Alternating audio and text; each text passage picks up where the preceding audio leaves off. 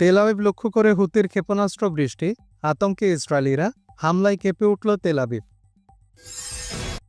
আরও ভয়াবহ প্রতিশোধ, যুক্তরাষ্ট্র ইসরায়েলকে খোলামেলা হুমকি ইরানের সেনাপ্রধানের। গাজায় রক্তের নদী, নেতানিয়াহুর ঘুম হারাম, হামাস এখনও শক্তিশালী। ইসরায়েলকে নিষেধাজ্ঞা দিতে ব্যর্থ, পদত্যাগ করলেন ডাচ পররাষ্ট্রমন্ত্রী।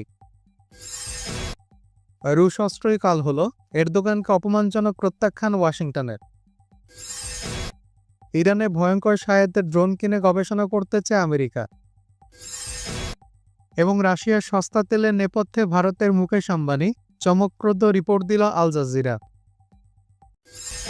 আরও ভয়াবহ প্রতিশোধ, যুক্তরাষ্ট্র ইসরায়েলকে খোলামেলা হুমকি ইরানের সেনাপ্রধানের।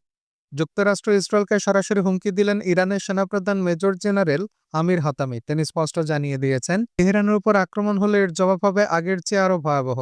শুক্রবার 22 আগস্ট জাতীয় প্রতিরক্ষা শিল্প দিবস উপলক্ষে প্রতিরক্ষা মন্ত্রী ব্রিগেডিয়ার জেনারেল আসিস নাসিরজাদে পাঠানো এক বার্তায় হাতামি বলেন, 1980 থেকে 88 সালের ইরাক আরোপিত যুদ্ধ এবং সম্প্রতি ইসরায়েল আমেরিকার আগ্রাসনের সময় প্রতিরক্ষা খাতে ইরান শীর্ষে পৌঁছেছিল। তখনই বিশ্ব দেখেছে ইরানের জনগণ আর সেনাবাহিনী শক্তি। আজ আমরা প্রস্তুত যে কোনো আক্রমণকারীকে এমনভাবে শাস্তি দিতে যাতে তারা অনুশোচনায় ভুগতে বাধ্য হয়। এদিকে নিজেদের সামরিক সক্ষমতা দেখাতে উত্তর ভারত মহাসাগর ও ওমান সাগরে ইকতেদার 1404 নামে বড়সড় নৌমহড়া চালিয়েছে ইরান। 2 দিনব্যাপী এই মহড়ায় পরীক্ষা করা হয় বিভিন্ন আধুনিক নৌক্রুজ ও জাহাজ বিধ্বংসী ক্ষেপণাস্ত্র।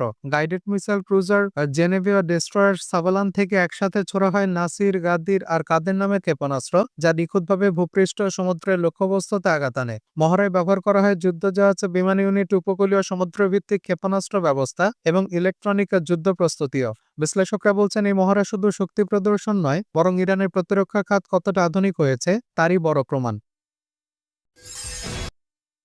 ইসরায়েলকে নিষেধাজ্ঞা দিতে ব্যর্থ, পদত্যাগ করলেন ডাচ পররাষ্ট্রমন্ত্রী।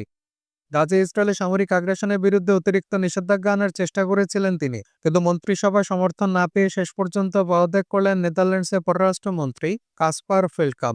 শুক্রবার নিজের পদত্যাগের ঘোষণা দেন ফেলকাম। তিনি জানান, ইসরায়েলের বিরুদ্ধে অর্থবহ পদক্ষেপে সহকর্মীদের রাজি করাতে পারেননি, বরং ইতোমধ্যে আরোপিত কিছু নিষেধাজ্ঞা নিয়ে মন্ত্রিসভায় কঠিন আপত্তির মুখে পড়েছিলেন তিনি। তার পরিকল্পনার মধ্যে ছিল ইসরায়েলের উগ্র ডানপন্থী মন্ত্রী বেজালেল স্মোট্রিচ ও ইতামার বেন গাভিরের উপর নিষেধাজ্ঞা আরোপ করা, কারণ তারা ফিলিস্তিনিদের বিরুদ্ধে বসতি স্থাপনকারীদের সহিংসতাকে উস্কে দিচ্ছিলেন।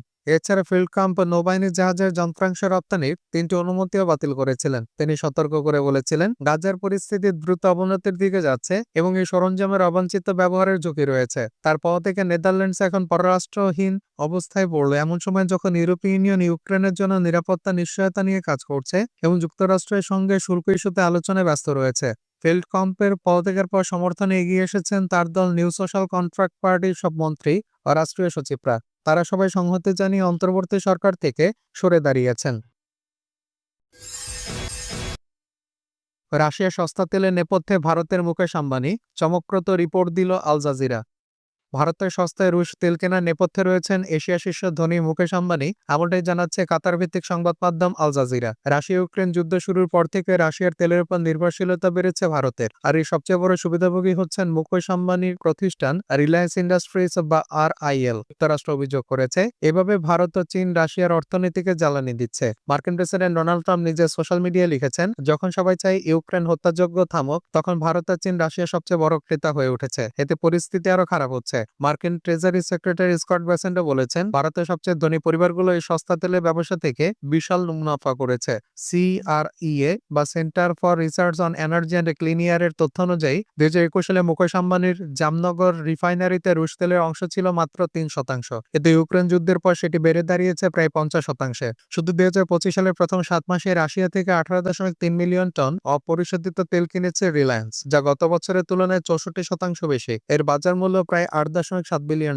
2023 সালে ফেব্রুয়ারি থেকে রাশিয়ার তেলের উপর আন্তর্জাতিক মূল্যসীমা কার্যকর হয়। উদ্দেশ্য ছিল মস্কোর আয়ের পথ বন্ধ করা, কিন্তু উল্টো এই সীমা ভারতকে দিল সস্তায় তেল কেনার সুযোগ। কারণ রাশিয়া গড়ে তুলেছে শ্যাডো ফ্লিট, অর্থাৎ নজরদারি এড়িয়ে তেল পরিবহনের এক গোপন জাহাজবহর। ফলে অনেক সময় ক্রেতারা ঘোষিত মূল্যসীমার চেয়ে বেশি দামে তেল কিনলেও ভারতের মতো দেশগুলো পাচ্ছে তুলনামূলক সস্তার অপরিশোধিত জ্বালানি। ফলাফল বিশ্বশক্তির চাপে পড়লেও আম্বানির রিলায়েন্স এখন রাশিয়ার তেলের সবচেয়ে বড় আমদানি। গাজায় রক্তের নদী, নেতানিয়াহুর ঘুম হারাম, হামাস এখনও শক্তিশালী। গাজায় ইসরায়েলি হামলায় মৃত্যুর সংখ্যা ক্রমেই বাড়ছে। ভয়াবহ গণহত্যা এখন পর্যন্ত অন্তত ৬১,৪৯৯ জন নিহত হয়েছেন। আহত হয়েছেন অন্তত ১,৫৩,৫৭৫ জন। নিখোঁজ রয়েছে ১০,০০০-এরও বেশি মানুষ। লাখ লাখ ফিলিস্তিনি বাস্তুচ্যুত হয়ে গেছে, আর যারা এখনো গাজায় আছেন তাদের জীবন দুর্ভিক্ষে অষ্টাগত। এমন পরিস্থিতিতে হামাসকে পুরোপুরি শেষ করা যায়নি। ইসরায়েলের কর্মকর্তা জানিয়েছেন, হামাসের হাতে এখনো প্রায় ২০,০০০ যোদ্ধা রয়েছে। শুধু তাই নয়, পশ্চিম তীরে যে পরিমাণ অস্ত্রের মজুদ আছে তা তাদের প্রত্যাশার বাইরে বলেও মন্তব্য করেছেন তিনি। কাতার ভিত্তিক গণমাধ্যম আল জাজিরা মার্কিন পত্রিকা আটলান্টিক ম্যাগাজিনে বরাত দিয়ে খবর প্রকাশ করেছে। ওই ইসরায়েলি কর্মকর্তা আরও বলেন, আমাদের সৌভাগ্য যে পশ্চিম তীরে পরিস্থিতি এখনো পুরোপুরি আমাদের বিপক্ষে যায়নি। অথচ ২০২৫ সালের শুরু থেকে প্রতি মাসে ৯০ থেকে ২০০টি পর্যন্ত সংঘাতের ঘটনা ঘটছে।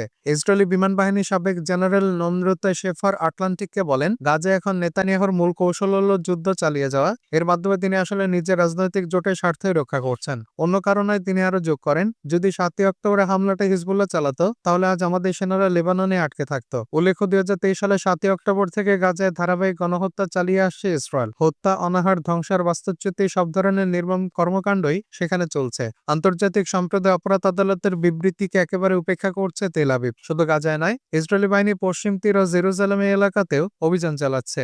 এসব অভিযানে অন্তত ১,০১৫ জনকে হত্যা, ৭,০০০-কে আহত এবং ১৮,৫০০ জনেরও বেশি মানুষকে বন্দী করেছে সেনারা। তেল আবিব লক্ষ্য করে হুতির ক্ষেপণাস্ত্র বৃষ্টি, আতঙ্কে ইসরায়েলিরা, হামলায় কেঁপে উঠল তেল আবিব। গাজা উপত্যকায় প্রতি মুহূর্তে বৃষ্টির মতো পড়ছে ইসরায়েলি ক্ষেপণাস্ত্র। হাসপাতাল থেকে স্কুল, বাড়িঘর সব ধ্বংসস্তূপে পরিণত হচ্ছে। শুক্রবার গাজা সিটিতে ইসরায়েলি স্থল ও বিমান হামলা আরো ভয়াবহ রূপ নেয়। এর ফলে সাধারণ মানুষ ও চিকিৎসক আর সাংবাদিকরা বাধ্য হচ্ছেন দক্ষিণে সরে যেতে। এই রক্তক্ষয়ী হামলায় প্রাণ হারিয়েছে বহু ফিলিস্তিনি। এই পরিস্থিতিতে হামাসের সঙ্গে একযোগে হামলায় নেমেছে ইয়েমেনের হুতি যোদ্ধারা। শুক্রবার তারা ইসরায়েলের রাজধানী তেল আবিবের দিকে দুদফা ড্রোন এবং ব্যালিস্টিক ক্ষেপণাস্ত্র নিক্ষেপ করে। তবে ইসরায়েলের আকাশ প্রতিরক্ষা ব্যবস্থা সেগুলো গন্তব্যে পৌঁছানোর আগেই ধ্বংস করে দেয়। আক্রমণ আর প্রতিহত করা এই লড়াইয়ে যেমন ফিলিস্তিনিরা রক্ত ঝরাচ্ছে, তেমনি আতঙ্কে কাঁপছে ইসরায়েলের মানুষও। এমন উত্তপ্ত পরিস্থিতিতে মার্কিন প্রেসিডেন্ট ডোনাল্ড ট্রাম্প ও ইসরায়েলের প্রধানমন্ত্রী নেতানিয়াহু যুদ্ধ থামানো এবং জিম্মিদের মুক্ত করার প্রয়োজনীয়তার কথা বলেন। ট্রাম্পের ভাষায়, মানবিক বিপর্যয় ঠেকাতে যুদ্ধ দ্রুত বন্ধ করতে হবে। আমি ইতোমধ্যে বহু জিম্মিকে ফিরিয়ে এনেছি। বাকি যারা আছে তাদের ফিরিয়ে দিলে হামাসের অস্তিত্ব শেষ হয়ে যাবে। তবু ইসরায়েলিদের মধ্যে ভয় শেষ নেই। তারা বারবার সরকারের উপর চাপ দিচ্ছে এবং তেল আবিবের রাস্তায় নেমে আসছে। আর যুদ্ধের কোনো সমাধান না আসে উত্তেজনা বাড়ছে রাস্তায়, আকাশে, পুরো অঞ্চলে। ইরানে ভয়ঙ্কর শাহেদ ড্রোন কিনে গবেষণা করতে চায় আমেরিকা। শাহেদ 136 ইরানের সেই বহুল আলোচিত আত্মঘাতী ড্রোন, যা রাশিয়া ইউক্রেন যুদ্ধে এক ভয়ঙ্কর অস্ত্র হিসেবে পরিচিত হয়েছে। এবার এই ড্রোনে অনুলিপি সংগ্রহের উদ্যোগ নিয়েছে মার্কিন বিমান বাহিনী। পেন্টাগনের মালিকানাধীন সংবাদ মাধ্যম স্টারস অ্যান্ড স্ট্রাইপস জানিয়েছে, মূলত গবেষণা ও প্রশিক্ষণের উদ্দেশ্যে এই পদক্ষেপ নেওয়া হয়েছে।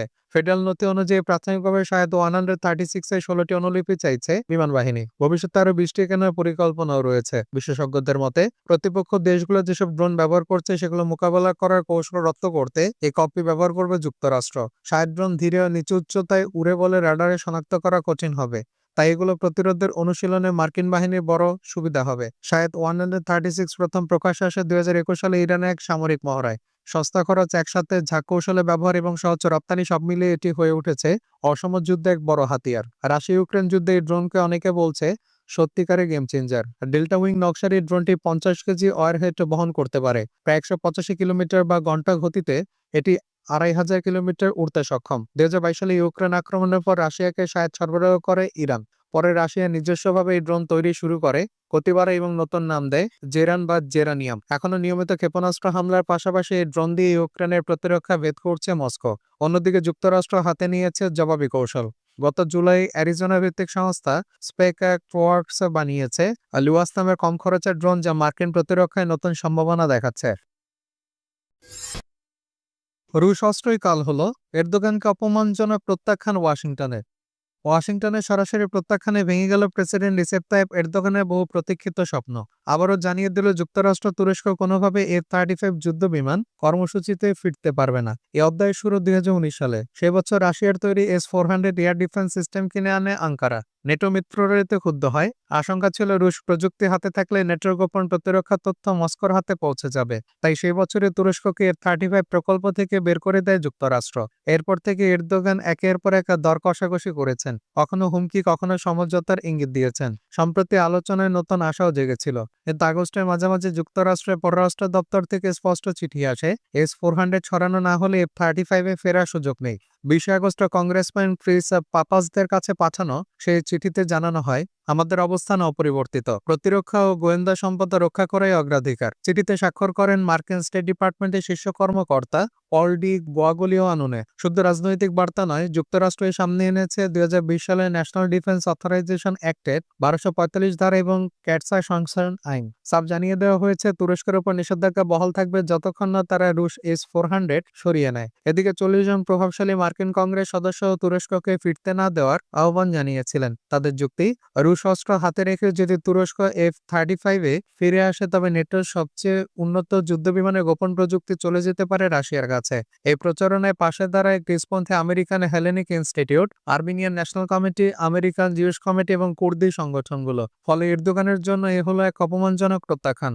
আঙ্কারা বলছে, তাদের অন্যায়ভাবে প্রকল্প থেকে বাদ দেওয়া হয়েছে, তারা নেটো সদস্য, তাই পুনর্বহাল করা উচিত। কিন্তু ওয়াশিংটনের সাফ জবাব, না আগে রুশ অস্ত্র সরাও। এই সিদ্ধান্ত শুধু কূটনৈতিক অপমান নয়, বরং তুরস্কের সামরিক স্বপ্নেও বড় আঘাত। কারণ F-35 শুধু যুদ্ধবিমান নয়, এটি নেটোর আধুনিক প্রযুক্তির প্রতীক। সেখানে তুরস্কের অনুপস্থিতি মানে মিত্রদের আস্থার তালিকা থেকেও বাদ পড়া। ওয়াশিংটনে এই বার্তা স্পষ্ট হয়েছে, এরদোগানের দ্বিমুখী কূটনীতি, একদিকে রাশিয়ার সঙ্গে অস্ত্র চুক্তি, অন্যদিকে নেটোর ছাতার নিচে নিরাপত্তা চাওয়া এবার বুমেরাং হয়ে ফিরে এসেছে। ফলে আঙ্কারার অভ্যন্তরীণ রাজনীতিও সরগরম। বিরোধীরা বলছে, এরদোগানের মূলনীতি দেশকে প্রতিরক্ষার দিক থেকে খাদ্যের কিনারায় ঠেলে দিয়েছে। এখন প্রশ্ন উঠছে, এই অপমানের পর তুরস্ক কি রাশিয়ার দিকে আরও ঝুঁকবে, নাকি চাপের মুখে শেষে S-400 থেকে সরে আসবে?